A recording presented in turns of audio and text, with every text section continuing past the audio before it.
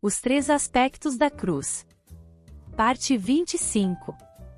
No vídeo anterior o tema abordado foi a intercessão, destacando sua importância e o papel fundamental do intercessor.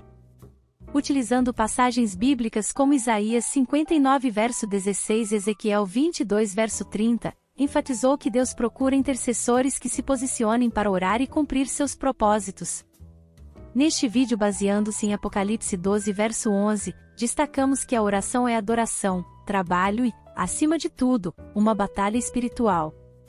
A autoridade espiritual é concedida àqueles que abraçam a cruz, morrendo para o pecado, o ego, o mundo e o diabo.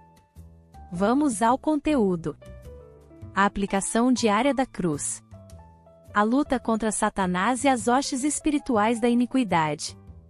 Eles, pois, o venceram, por causa do sangue do Cordeiro e por causa da palavra do testemunho que deram, e, mesmo em face da morte, não amaram a própria vida. Apocalipse 12 verso 11. A oração é adoração, devemos nos preparar para este maravilhoso exercício, e a oração e trabalho, mas acima de tudo a oração é uma batalha, visto que o inimigo usurpou a autoridade do crente. Entretanto, hoje, a maior parte de nossas orações não passa de lastimosas súplicas, ou de muletas para sustentar espíritos esmorecidos. A autoridade é concedida somente àqueles que não buscaram salvar-se a si mesmos, mas que, abraçando a cruz, morrem para o pecado, para o ego, para o mundo e para o diabo. Assim, para se ter autoridade sobre Satanás é absolutamente imperativo que o indivíduo tenha certeza de que é uma nova criatura em Cristo Jesus. É preciso estar-se fundamentado nos méritos da morte de outro, Cristo, e na crucificação total da vida do ego. Muitos cristãos nada sabem deste combate por estarem por demais ocupados na guerra contra suas próprias inclinações e desejos da carne. Se entrassem na guerra, seriam derrotados instantaneamente. Mas, para todos quantos sabem que foram crucificados com Cristo, que foram ressuscitados com Ele, e que estão unidos a Ele, e sabem que têm um lugar de santidade e poder, há uma grande batalha, um grande combate. O inimigo ri de ver os cristãos lutando entre si, quando deveriam estar unidos na guerra contra o diabo. Nesta guerra não devemos utilizar de armas carnais, pelo contrário. Isto é o que o inimigo de Deus quer nos levar a fazer. E é isto que explica por que há tantas guerras entre gente carnal. Não militamos segundo a carne. Porque as armas da nossa milícia não são carnais, e, sim, poderosas em Deus, para destruir fortalezas, anulando sofismas e toda altivez que se levante contra o conhecimento de Deus. 2 Coríntios 10 do verso 3 ao 5. O inimigo busca tirar vantagem de cada situação que possa usar contra nós, individual ou coletivamente. Ele age contra a igreja coletivamente, como individualmente, provocando divisões, heresias, ciúmes, fanatismo, ritualismo, e etc. Conquanto tais ismos sejam produtos do homem, são inspirados pelo inimigo. Assim, a grande necessidade da igreja hoje é discernir o que é carne do que é espírito. Satanás tem maneiras de agir com indivíduos em particular. Uma delas é por meio da opressão, que é causada principalmente pelas circunstâncias. Tudo dá errado, outras pessoas parecem insuportáveis, ocorrem acidentes. Entretanto, muitas dessas circunstâncias são provocadas por atividade demoníaca. Os espíritos maus sabem levar o seu alvo a enfrentar circunstâncias que resultam em dificuldade. Assim, a pessoa atacada passa a sentir-se como frustrada, sem propósito, oprimida, cansada ou enferma. O inimigo gosta de agir contra o indivíduo também através da obsessão da mente. Neste caso, o inimigo não age tanto pelas circunstâncias externas, mas internamente na própria mente. A pessoa, já exausta devido à tática de Satanás, começa semeando pensamentos, procurando produzir uma mentalidade negativa a respeito de quase tudo, até da bondade e do poder de Deus. Assim, muitos são levados a pensar que não podem orar, nem crer, nem servir a Deus, nem fazer nada certo. Sendo-lhe concedido um pequeno terreno nesta área, o inimigo, por fim, penetra como um dilúvio. Progressivamente a condição vai piorando, preocupação, ansiedade e pensamento negativo, depois, nervosismo, medo, incapacidade de controlar a mente, eventualmente até mesmo um ataque nervoso, ou em alguns casos, séria perturbação mental.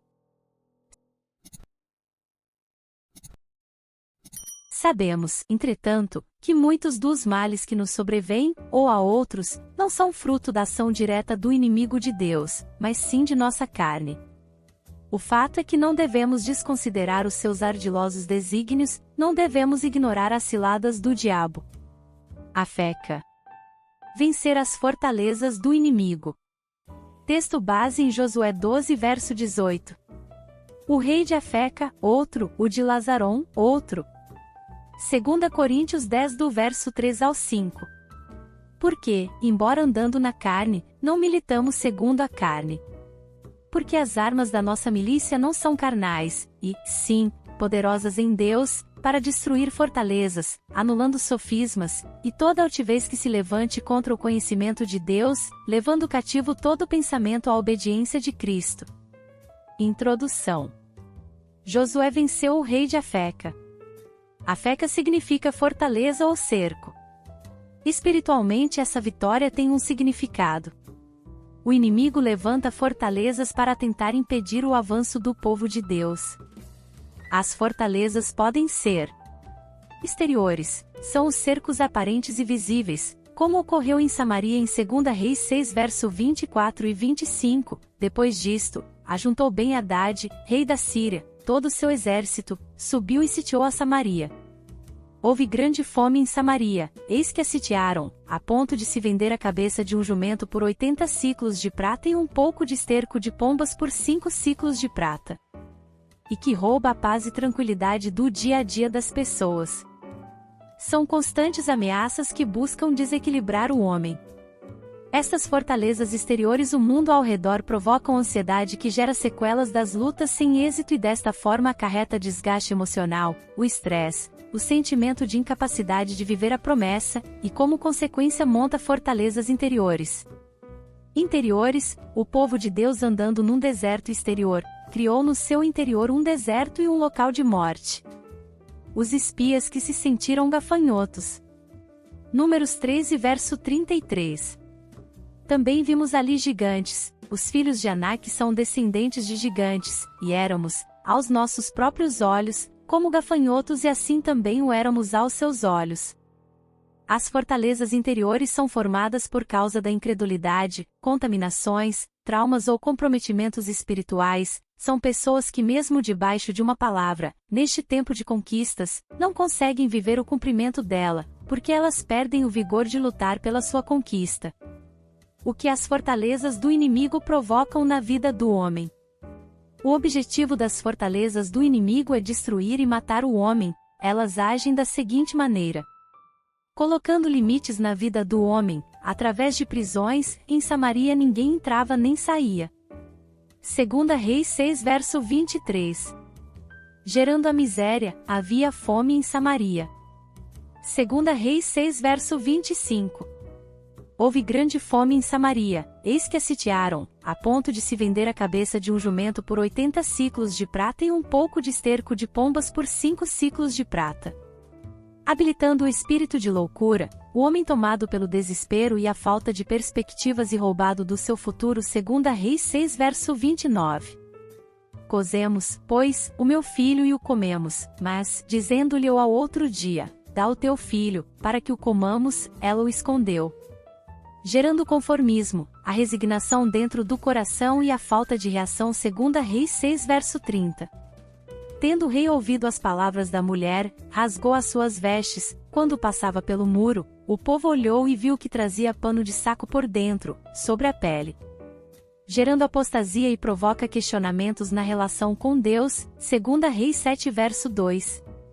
Porém o capitão a cujo braço o rei se apoiava respondeu ao homem de Deus, ainda que o Senhor fizesse janelas no céu, poderia suceder isso? Disse o profeta, eis que tu o verás com os teus olhos, porém disso não comerás.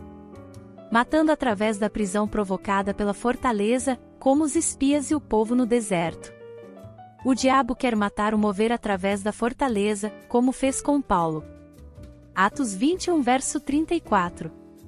E na multidão uns clamavam de uma maneira, outros de outra, mas, como nada podia saber ao certo, por causa do alvoroço, mandou conduzi-lo para a fortaleza.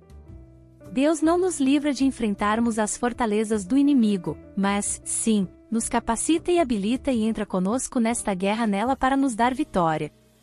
Ninguém pode paralisar um ungido de Deus.